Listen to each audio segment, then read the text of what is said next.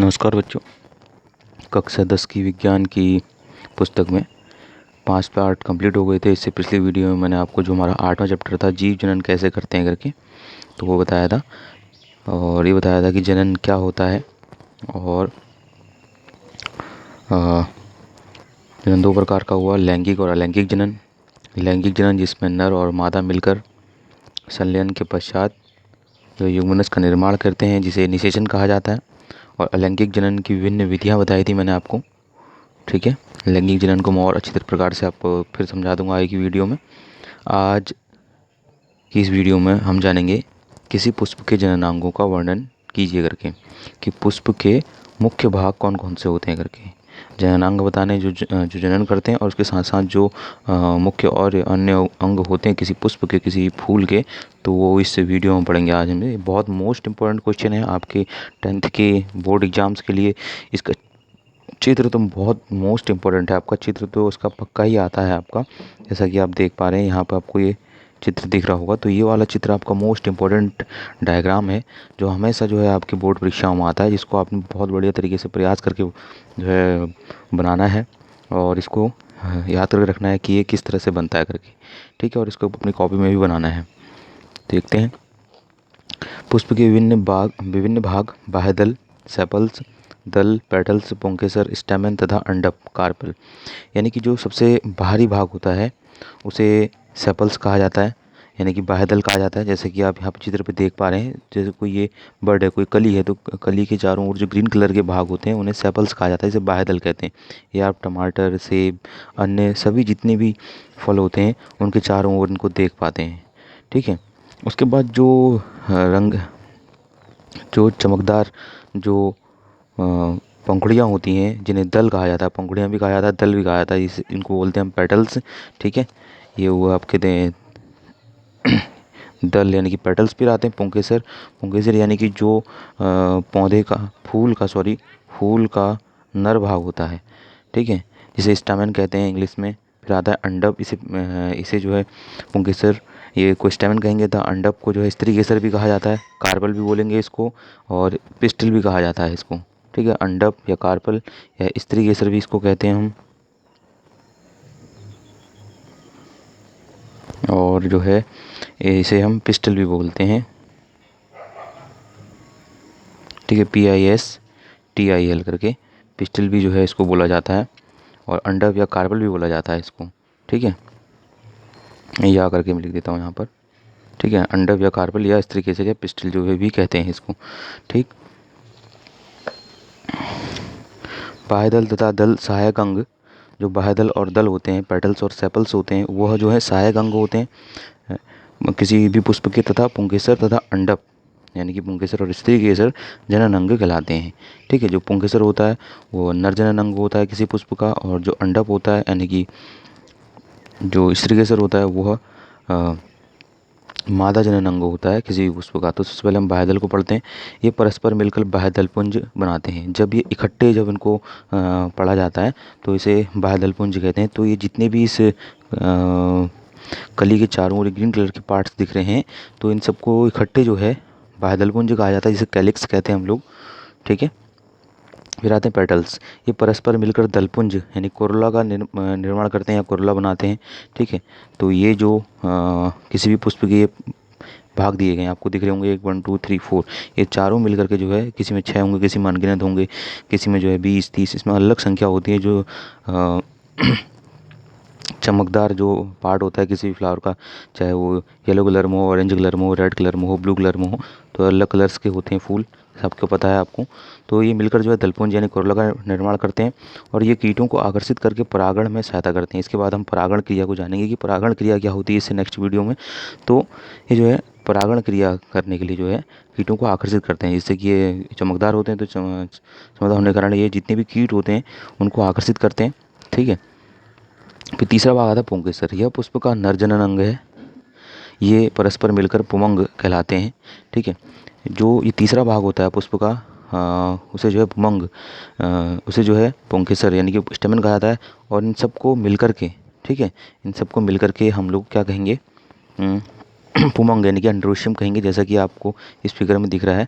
तो ये बीच का अगर हम पार्ट छोड़ दें तो 1 2 3 4, इसमें जो 4 ये स्टैमेंस हैं, इनको इकट्ठे जो है पुमंग यानी कि एंड्रोशियम कहा जाता है। ठीक है, जो नर जनन अंग होता है किसी भी फूल का। ठीक, इसके 3 भाग होते हैं, पुतंतु, योजी और परागकोश।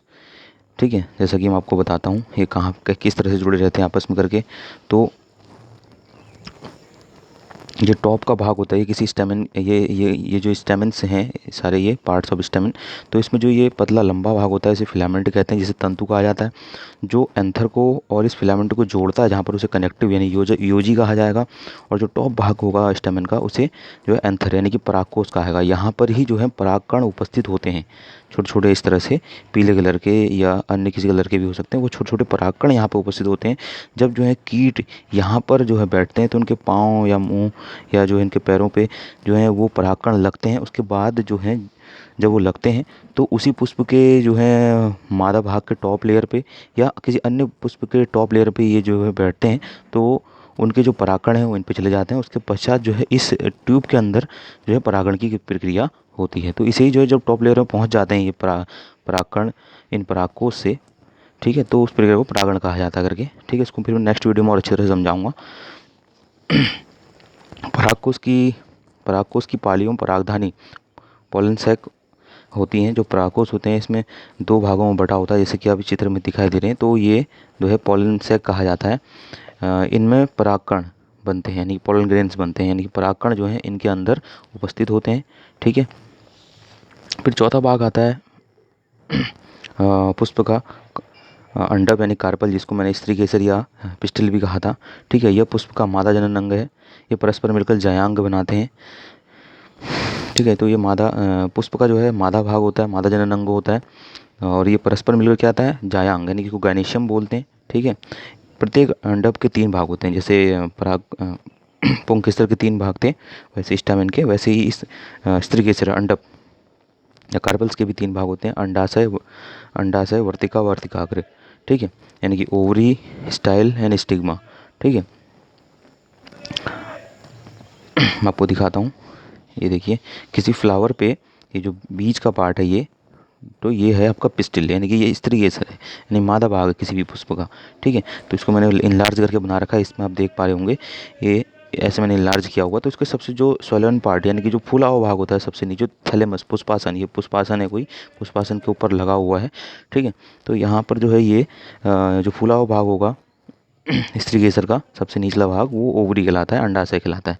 और जो इसका मध्य भाग जो एक लंबे जो है नलिका टाइप का होता है, ठीक है, उसे स्टाइल कहते हैं, वर्तिका कहते हैं। और जो टॉप का भाग होता है स्टिग्मा, वर्तिकाग्र कहा जाएगा, जहाँ पर जो है जो पुंकेसर से जो परागकण होते हैं वो इन कीटों के द्वारा या अन्य किसी हवा या जल द्वारा जो है यहाँ पर जो है आ जाते हैं, पहुँच जाते हैं। तो ये प्रक्रिया परागण कहलाती है। और उसके बाद यहाँ से जो है ये परागकण इस नलिका के अंदर जो है यहाँ जाकर फिर जो है निषेचन का कार्य करके फिर जो है युग्मनज बनाते हैं। और युग्मनज बनने के पश्चात जो है फल का निर्माण होता है।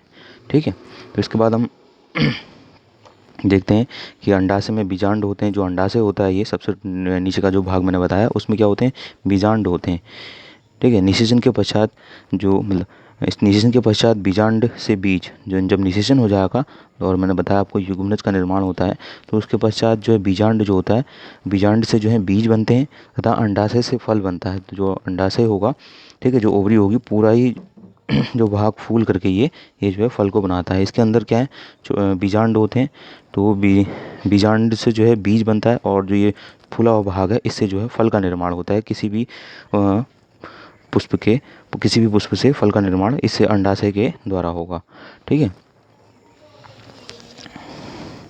तो आज की इस वीडियो में हमने जाना कि जो ये पुष्प होते हैं, पुष्पों के मुख्य जो भाग कौन कौन से होते हैं। इसमें मेन भाग आपके पुंकेसर और स्त्रीकेसर होते हैं, यानी कि पुंकेस और अंडप, स्टैमेंस या कार्पल्स भी कहते हैं जिनको। और उसके पश्चात कैसे जो है इनसे जो है फल बनता करके।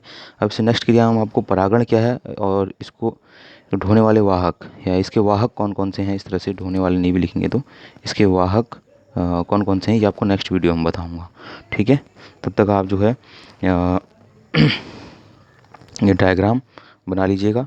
ठीक है, ये वाला डायग्राम मैं आपको भेज दूंगा क्योंकि यही आपका इंपॉर्टेंट है। बाकी तो मैंने आपको समझाने के लिए दिखाया था, ठीक है, किस तरह से ये पेटल्स, सेपल्स और स्टेमन्स और कार्पेल या पिस्टिल होते हैं करके, ठीक है। तो आपको जो मेन डायग्राम हो ये आपने बनाना है, इसको मैं आपको भेज दूंगा, ठीक है। बहुत मोस्ट इंपॉर्टेंट है, इसको आपने ज़रूर बनाना है।